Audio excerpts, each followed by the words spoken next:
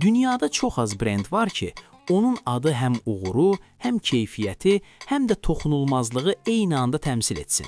Ferrari, Apple və Rolex. Bəs necə oldu ki, bir Alman yetimin İngiltərədə qurduğu kiçik bir şirkət İsveçrə saatçılığının kralına çevrildi? Bugün biz sadəcə bir saat brendindən danışmayacağıq. Biz marketinq duhasının, mühəndislik möcüzəsinin və heç vaxt sönməyən bir vizyonun hekayəsinə baxacağıq.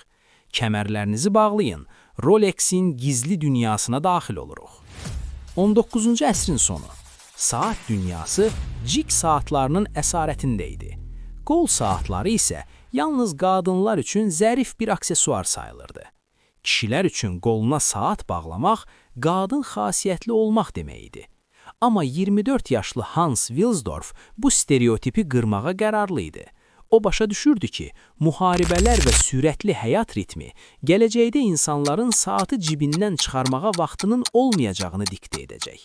1905-ci ildə o Londonda qaynatası ilə birgə saat idxalı ilə məşğul olan şirkətini qurur. Lakin bir problem var idi. İsveçrədən gətirdiyi mexanizmlər kiçik olduğu üçün dəqiq işləmirdi. Hans isə mükəmməllik xəstəsi idi. Hans markasına elə bir ad istəyirdi ki, onu bir uşaq da, bir kral da eyni asanlıqla desin. O əlifbanın bütün kombinasiyalarını yoxlayır, minlərlə variant. Amma heç biri o deyil. 1908-ci ildə bir səhər Londonun dumanlı küçələrində faytonla gedərkən sanki şimşək çaxır. Rolex. Bu adın mənası nədir? Heç nə. Hans sadəcə bu hərflərin yan-yana gəlişini sevmişdi. Amma sonralar insanlar bu adı horlogerie exquise, yəni nəfis saatçılıq ifadəsinin qısaltması kimi yozmağa başladılar. Hans isə sadəcə gülümsüyürdü. Marketinq artıq öz işini görmüşdü. 1920-ci illərdə ən böyük problem rütubət idi. Saatın içinə girən bir damla su hər şeyi məhv edirdi. 1926-cı ildə Rolex Oyster, yəni sədəf modelini təqdim etdi. Dünyanın ilk hermetik, yəni tam qapalı saatı. İnsanlar inanmırdı. Hans nə etdi? 1927-ci ildə gənc katibə Mercedes Blades La Manche boğazını üzərək keçməyə hazırlaşırdı. Hans ona bir Rolex verdi və dedi, bunu boynuna bağla. Mercedes 10 saatdan çox buz kimi suda üzdü. Sahilə çıxanda hamı qadına deyil, saatın işləyib işləmədiyinə baxırdı. Saat saniyə-saniyə qüsursuz işləyirdi. Ertəsi gün Daily Mail qəzetinin üz qabağında Rolex'in zəfəri elan olundu. İkinci Dünya müharibəsi zamanı Rolex maraqlı bir hadisə ilə gündəmə gəldi. Alman əsir düşəklərindəki Britaniyalı zabitlərin saatları müsadirə olunurdu.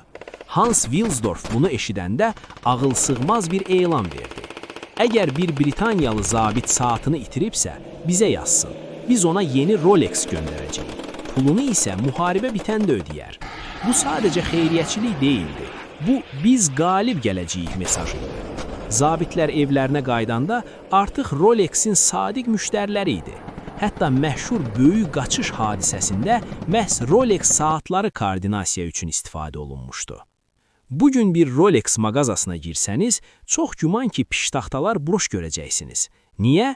Çünki Rolex ildə 1 milyona yaxın saat istehsal etsə də, tələb təklifi dəfələrlə üstəliyir. Rolex'in öz poladı var, 904L poladı.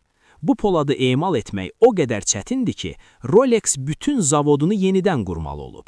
Bugün Rolex bir şirkət deyil, bir xeyriyyə fondudur. Hans Wilsdorf fondu.